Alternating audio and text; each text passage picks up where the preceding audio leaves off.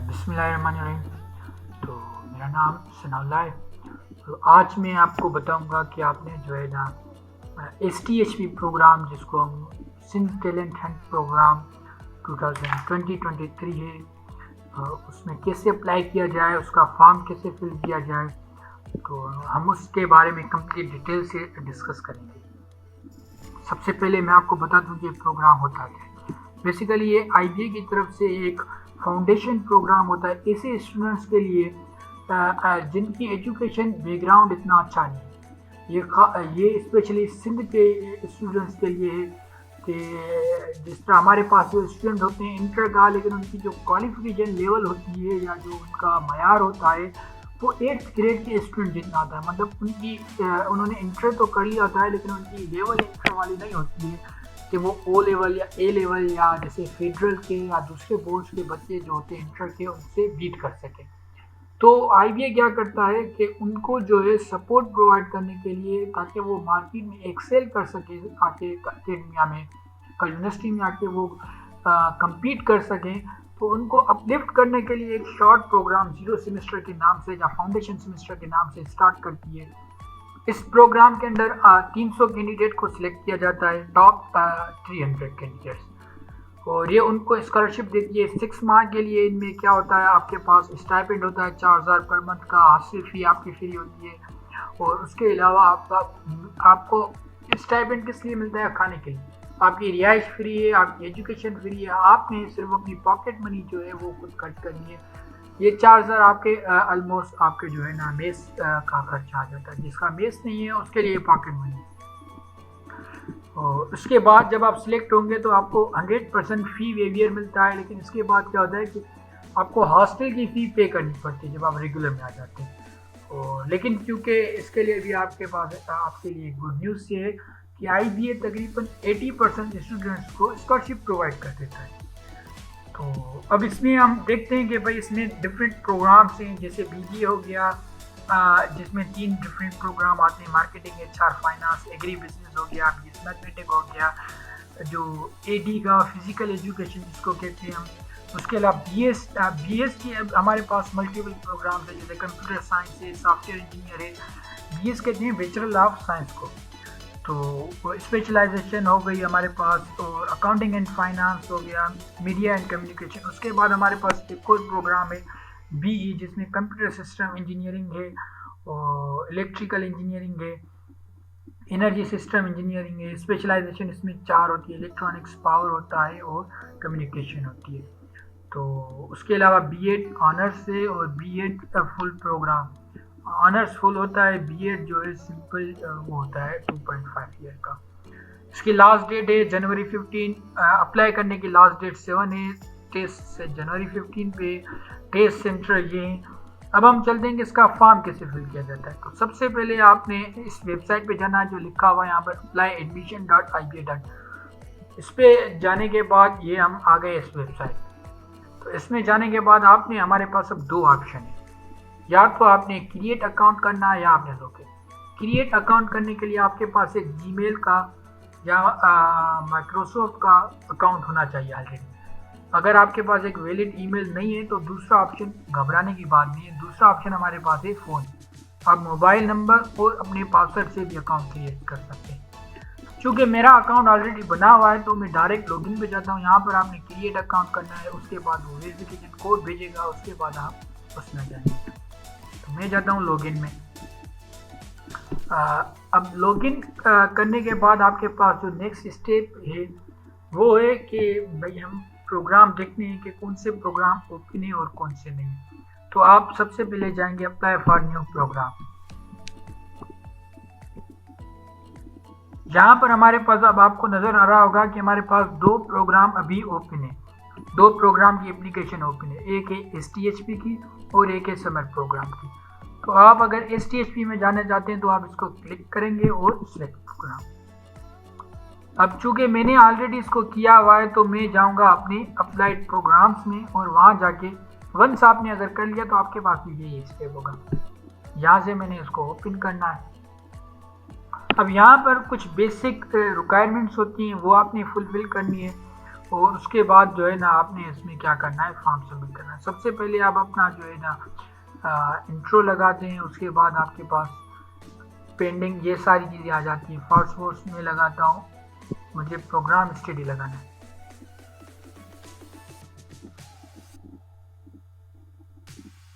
आपने अपना सबसे पहले, इससे पहले आपने अपनी बेसिक चीज़ें लगानी है, जिसमें आपका डिस्ट्रिक्ट आ गया, डोमिसाइल आ गया, और आप किस सिटी से हैं, और इसके अलावा जो है ना आपकी जो स्कूल कौन सा था जिससे आपने एफएससी की।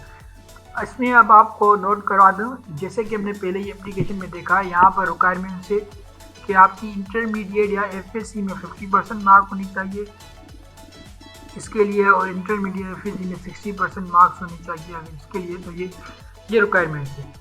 तो यहाँ पर आपने वो सारी क्वालिफिकेशन फिल करनी है। अब सबसे पहले सिलेक्ट प्रोग्राम, आप किस प्रोग्राम में स्टडी करना चाहते हैं। भाई मेन कैंपस में करना चाहता हूँ मैं, प्रोग्राम कौन सा है। फर्स्ट बोल I am going to choose BS computer science. तो आप क्या करेंगे, इसको करेंगे 8 प्रोग्राम। ये आ गया हमारे पास 8 प्रोग्राम। अब हम देखते हैं, ये हमने फर्स्ट प्रेफरेंस रख ली इसकी, तो अब हम जो है ना देखते हैं कि हम क्या सेकंड कर सकते हैं।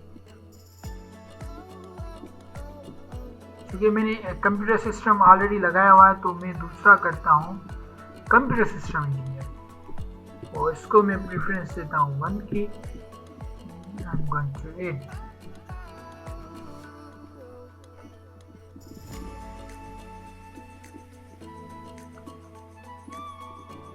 तो कह रहा है मैक्सिमम 1 प्रोग्राम आर अलाउड। इसमें सिर्फ आप एक प्रोग्राम, किसी भी एक प्रोग्राम को अलाउ कर सकते हैं, उससे ज़्यादा नहीं।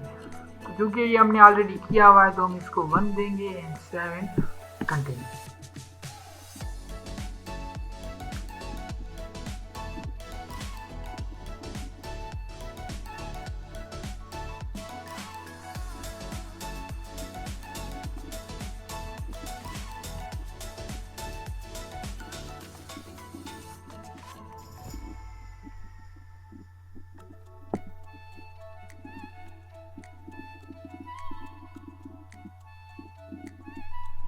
अब हमारे पास आप देखेंगे यहाँ पर एक कंप्लीट हो चुका है।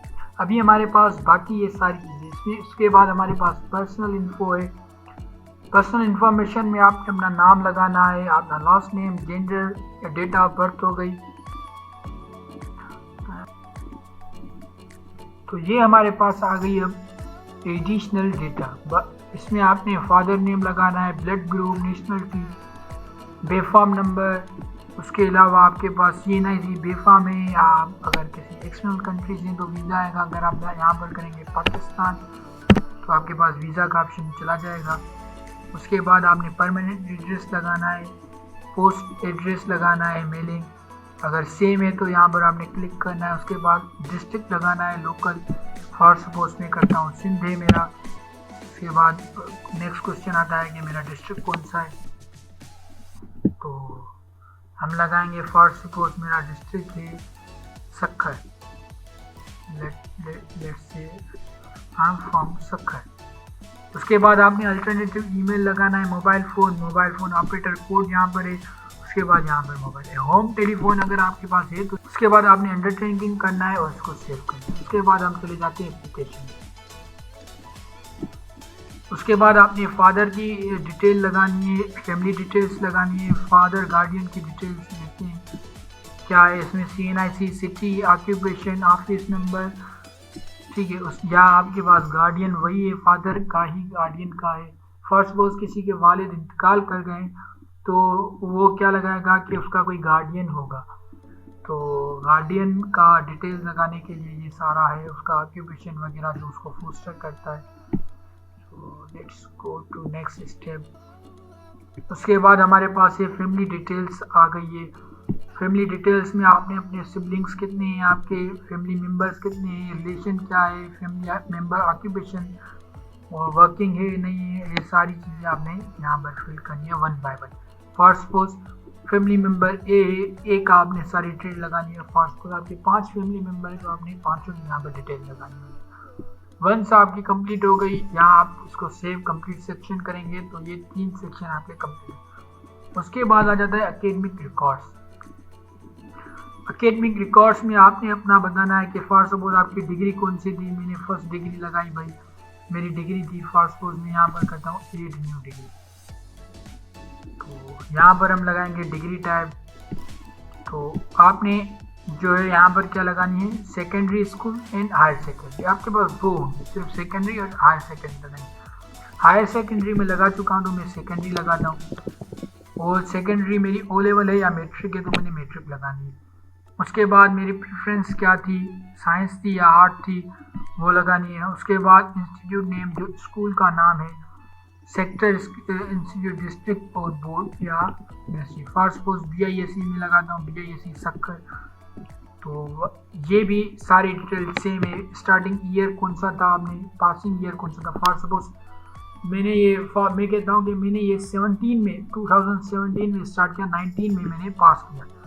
उसके बाद ये रोल नंबर वही है जो आपकी मार्कशीट पे लिखा होगा। उसके बाद आपकी ग्रेडिंग क्या थी, फॉर सपोज मार्क्स थे, वो आपने लिखने हैं। टोटल कितने थे, ऑप्टेन कितने, इसको सेव करना है। इसके बाद आपने आ जाना है नेक्स्ट स्टेज। हम जाते हैं एप्लीकेशन फॉर्म।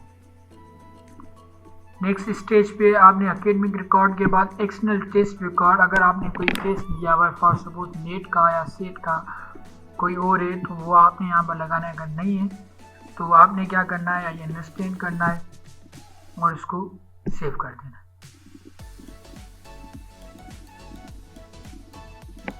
अब ये कह रहा है for you have to provide required test. आपने क्या करना है, इसमें जाना है।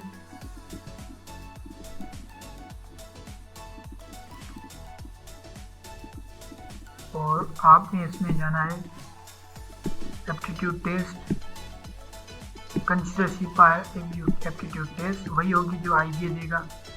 ये हो गया। उसके बाद आपने यहाँ पर आना है 7 कंटिन्यू। तो ये आपका यहाँ पर जो है ना, टू प्रोसीड चेक